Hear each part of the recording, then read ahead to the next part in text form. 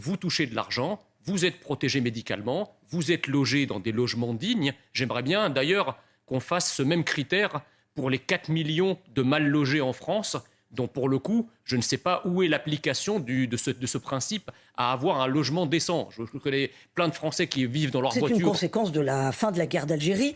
En 1962, une annexe des accords d'Évian prévoyait que tout Algérien muni d'une carte d'identité était libre de circuler entre l'Algérie et la France, et que les Algériens, d'ailleurs, s'ils voulaient s'établir en France, pouvaient venir très facilement avec leurs biens mobiliers. En fait, les négociateurs pensaient que les pieds noirs resteraient en Algérie après l'indépendance. Et en fait, cette annexe, elle a été faite un petit peu pour eux. Ils devaient pouvoir librement circuler des deux côtés de la Méditerranée. Mais dès juillet 1962, en fait, la quasi-totalité des pieds noirs sont revenus en France. Et donc cet accord de libre circulation n'a été profitable qu'aux Algériens. Et ne repartiront jamais. Donc, si vous voulez, il y a les déboutés du droit d'asile et il y a les dégoûtés du droit d'asile, que sont les Français qui en ont marre d'accueillir. On va changer de sujet et on va passer à votre édito, Véronique Jacquier, puisque hier, lors de ses vœux, Emmanuel Macron n'a pas évoqué le sort de Boualem Sansal, qui est retenu en Algérie, on le rappelle, depuis le 16 novembre. Les relations entre la France et l'Algérie n'ont jamais été aussi tendues. On est au bord de la rupture, notamment depuis l'emprisonnement de l'écrivain. Et c'est l'occasion justement de revenir avec vous sur le fameux accord de 1968. On en parle souvent. Certains en demandent la suppression. Mais selon notre Constitution, seul le président de la République peut signer, ratifier et dénoncer un traité international.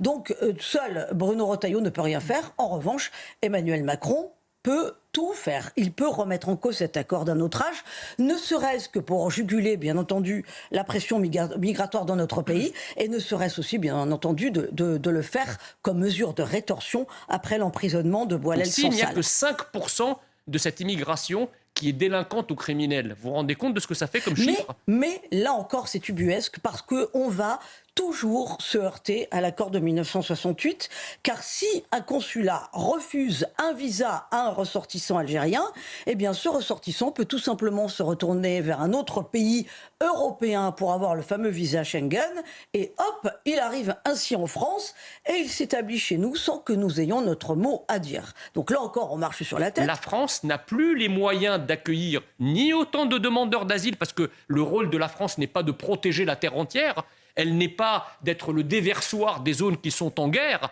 C'est malheureux.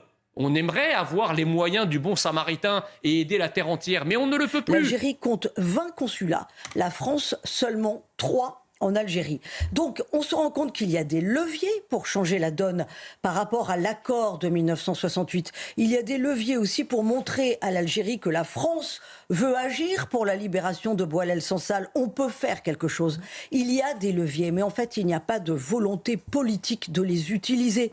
Pourquoi ? Eh bien, sans doute parce qu'il ne s'agit pas que d'une affaire de politique internationale, de politique étrangère entre deux pays. Il s'agit tout bonnement d'une affaire de politique intérieure. On a peur, disons les choses, de la réaction de centaines de milliers d'Algériens sur le sol français. Pour certains, en tout cas, c'est le droit à l'asile. Mais quand on pense que la psychiatrie en France est le parent pauvre de la médecine, même ceux-là, nous n'avons plus les moyens de les accueillir. Voilà pourquoi cette non-remise en cause de cet accord illustre, selon moi, une nouvelle forme de faiblesse et de défaite française.